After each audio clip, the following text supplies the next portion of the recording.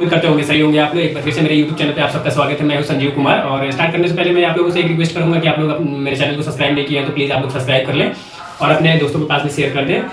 और स्टार्ट करने से पहले मैं आप लोगों से कुछ रिवीजन कराना चाह रहा हूँ। जैसे कि हम लोग पिछले क्लास से हम लोग पढ़ते आ रहे हैं प्राचीन भारत की स्रोत कहाँ से हमें मिली थी, एक सीक्वेंस वाइज हमने वीडियो डाल रखा है। अगर आप लोग नहीं देखे होंगे तो आप लोग जाकर पिछले वीडियो को देखें, तब यहाँ तक ये वाली वीडियो देखेंगे तो ज़्यादा फायदा में होंगे।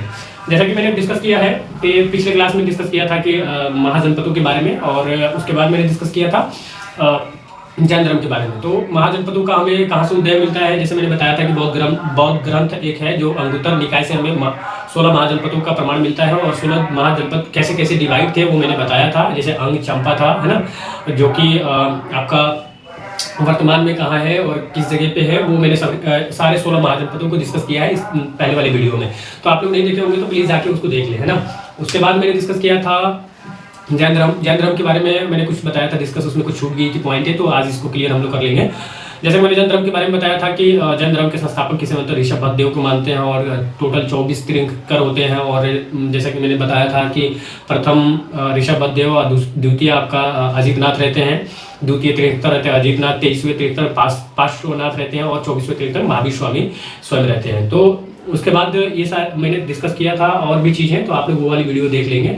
बाकी जहाँ से छूटी थी वो मैं क्लियर कर रहा हूँ आज। तो जैसे मैंने पिछले वीडियो में बताया था कि जो महावीर स्वामी जो रहते हैं, महावीर स्वामी का जन्म जो कुंडग्राम में होता है, पावापुरी में, जैसा मैंने बताया था, कुंडग्राम वैशाली जो रहता है वहाँ पे उनका जन्म होता है, ठीक है। उसके बाद उसमें कुछ चीज़ें थी कि जैसे महावीर ने अपने शिष्यों को क्या किया, 11 गढ़धरों में बांटा। तो मैंने कल वाली वीडियो में बताया था कि महावीर के बारे में, तो वहीं से पॉइंट आता है कि एक था कि महावीर के 11 गढ़धरों में क्या करते हैं, वो अपने शिष्यों को विभाजित करते हैं। और स्वामी महावीर के भिक्षु संघ के प्रधान चंदना एक नाम के व्यक्ति रहती हैं, वही आपका प्रधान होती है। भिक्षु संघ की प्रधान किसको, तो चंदना एक व्यक्ति है, इन्हीं को वो व्यक्ति थी जो क्या क्या भिक्षु संघ की प्रधान इनको माना गया था, ठीक है। उसके बाद है कि लगभग 300 वर्ष, देखो लगभग 300 वर्ष ईसा पूर्व में ये क्या होता है कि मगध, ये सब कहाँ की बात हो रही है, तो मगध की बात चल रही थी। तो ये मगध में क्या होता है कि एक भीषण 12 वर्षों का भीषण अकाल पड़ता है, कहाँ पे, मगध में, ठीक है। तो 300 ईसा पूर्व में क्या होता है, 12 वर्षों का एक भीषण अकाल पड़ता है मगध में, जिसके कारण भद्रबाहु अपने शिष्यों के साथ कर्नाटक चले जाते हैं। कहाँ चले जाते हैं, कर्नाटक चले जाते हैं। और उसके बाद कुछ अनुयायी जो होते हैं वहीं पे अस्तुलभद्र के साथ वो रुक जाते हैं मगध में। और जब भद्रबाहु वापस, जब ये अकाल खत्म हो जाता है तो भद्रबाहु वापस लौटते हैं कहाँ पे, मगध में। और वहां के साधुओं के साथ इनका बहुत बड़ा गहरा मतभेद हो जाता है, जिनके कारण परिणाम स्वरूप क्या मिलता है कि जो जैन मत के लोग रहते हैं वो 2 भागों में बट जाते हैं। कितने भागों में बट जाते हैं, 2 भागों में। तो वो पहला जो है भाग आपका स्वयंवर और दूसरा जो भाग होता है वो दिगंबर भाग, 2 संप्रदायों में बट जाते हैं, ठीक है। आई होप ये आपको क्लियर हो गया होगा। तो देखो होता क्या है कि जब महावीर स्वामी के द्वारा एक जो शिष्य रहते हैं वो 11 गढ़धरों में बंधे रहते हैं, और जो इनके मतलब क्या बोलते हैं अनुयायी लोग भी थे। जैसे मैंने कल बताया था कि जब इनको ज्ञान ऋषिका पालिका नदी के किनारे प्राप्त होती है तो वो चीज़ें, इनको जीन बोला जाता है, जीन को क्या बोलते हैं, विजेता बोलते हैं, जैसे मैंने कल के बाद वीडियो में बताया था। तो ये 11 गढ़धरों में क्या होते हैं, बटे रहते हैं। और जब लगभग 300 ईसा पूर्व में क्या होता है कि मगध साम्राज्य के अंदर 12 वर्षों का बहुत भीषण अकाल वहां पे होता है, जिनके कारण भद्रबाहु क्या होते हैं कि वहां से अपने मतलब कुछ शिष्य के साथ में वो कर्नाटक चले जाते हैं। और जब क्या होता है कि कुछ अनुयायी जो रहते हैं जैसे अस्तुलभद्र के साथ में ही मगध में रुक जाते हैं। तो जब ये क्या होता है कि जब अकाल खत्म हो जाता है तो भद्रबाहु वापस आते हैं मगध के राज्य में। तो मगध के राज्यों में क्या होता है कि वहाँ पे अस्तुलभद्र और भद्रबाहु के जो गहरा मतलब क्या होता है कि इस दोनों साधुओं के बीच में गहरा मतभेद हो जाता है। और मतभेद के कारण क्या होता है कि जो जैन मत के लोग रहते हैं मतलब अनुयायी रहते हैं वो 2 भागों में बढ़ जाते हैं, जो 2 संप्रदाय हो जाते हैं। तो पहला आपका कौन सा हो जाता है, श्वेतांबर, और दूसरा हो जाता है आपका दिगंबर, ठीक है। उसके बाद जो क्या है कि अब जब भद्रबाहु के द्वारा जो बनाया गया था जो दिगंबर था, वो दिगंबर कैसे थे लोग, वो लोग नग्न रहने वाले लोग रहते थे, जिन्हें बोला जाता था नग्न रहने वाले लोग थे। और स्थूलभद्र वाले लोग थे जो श्वेतांबर थे, जो वस्त्र मतलब श्वेत वस्त्रों में धारण करते थे। तो आई थिंक ये लोगों में मतलब अपना अपना क्या किया, दिगंबर वाले ने कुछ अलग कुछ अपना उपदेश दिया, और सितंबर वाले लोग क्या किए, अलग अपना उपदेश दिए। तो ज़्यादा मतलब क्या था, थोड़ा सा डिफरेंट था। तो ये डिफरेंट को हमें ध्यान में नहीं रखना है, बस अपना सीक्वेंस वाइज यही ध्यान रखना है। उसके बाद क्या होता है कि जो संगीत जैन धर्म के बारे में आता है, तो संगीत जो स्टार्ट होता है कि प्रथम जो संगीत होता है वो 300 ईसा पूर्व में होता है, और इनका स्थान जो रहता है प्रथम संगीत का, तो ये पाटलिपुत्र में होता है। और ये जो करवाते हैं वो रहते हैं आपका स्थूलभद्र, जो कि क्या रहते हैं, श्वेतंबर अनुयायी रहते हैं। ठीक है, तो ये क्या होता है कि प्रथम संगीत 300 ईसा पूर्व में होता है, स्थान कहाँ पे होता है, पाटलिपुत्र में होता है, और जो किनके द्वारा कराया गया था वो आपका स्थूलभद्र के कारण, और स्थूलभद्र ने करवाया था, जो कि स्थूलभद्र श्वेतांबर से ये संबंध रखते थे। ठीक है, द्वितीय अब आता है कि द्वितीय जो संगीत होता है वो आपका 512 ईसा पूर्व ईस्वी में होता है। देखो अब इसमें कंफ्यूजन नहीं करना है, जो प्रथम होता है वो ईसा पूर्व में होता है, जो द्वितीय होता है वो ईस्वी में होता है। तो ये आई होप ये क्लियर समझ में आ रहा होगा आप लोगों को। तो जो द्वितीय होता है वो 512 ईसा ईस्वी में होता है, और ये जो स्थान रहता है वो बलवी रहता है, जो बलवी अभी वर्तमान में वो गुजरात में स्थित है। और ये जो करवाया जाता है वो क्षमा श्रवण के द्वारा ये करवाया जाता है, ये ध्यान में रखना।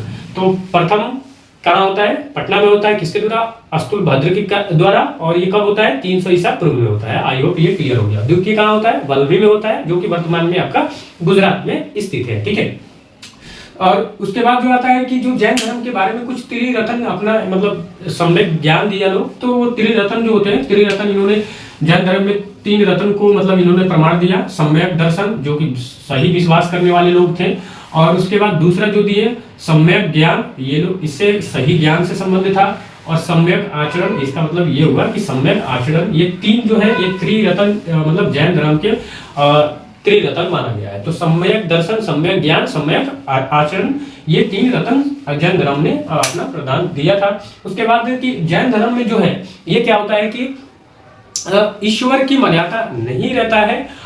यहाँ पे ईश्वर की मान्यता क्या रहता है, जैन धर्म में नहीं रहता है, और आत्मा की मान्यता रहता है इसमें। तो ये ध्यान रखना कि ईश्वर की मान्यता किस धर्म, जैन धर्म में नहीं माना जाता था, और आत्मा की मान्यता था जैन धर्म में। तो ठीक है, और महावीर स्वामी जो थे ये पुनर्जन्म क्रमवाद में विश्वास रखते थे। किसमें रखते थे, पुनर्जन्म में और क्रमवाद में विश्वास रखते थे महावीर स्वामी। ठीक है, और जब महावीर स्वामी जैन धर्म के सप्तभंगी ज्ञान के अन्य नाम से शयवाद के नाम से जाना जाता है। तो शयवाद जो है ये भी आपको ध्यान रखना है कि स्वादवाद जो है ये अनेकावाद, और शयवाद जो है ये आपका जैन धर्म से संबंधित है। ठीक है, आई होप ये आपको क्लियर हो गया होगा। तो अनेकावाद, शयवाद मतलब ये जैन धर्म के सप्तभंगी रहते हैं। उसके बाद जैन धर्म ने अपने आध्यात्मिक विचारों का वो लोग ये किया, वो साख्य दर्शन से ये लोग भी प्राप्त किया था। कहां से प्राप्त किया था, साख्य दर्शन से।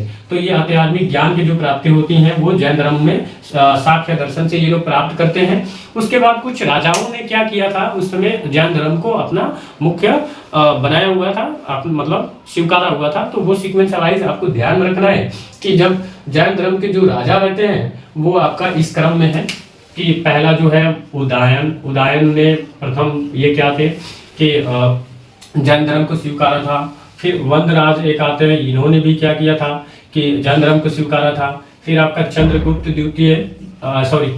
मौर्य जो है ये भी जैन धर्म के स्वीकारते हैं।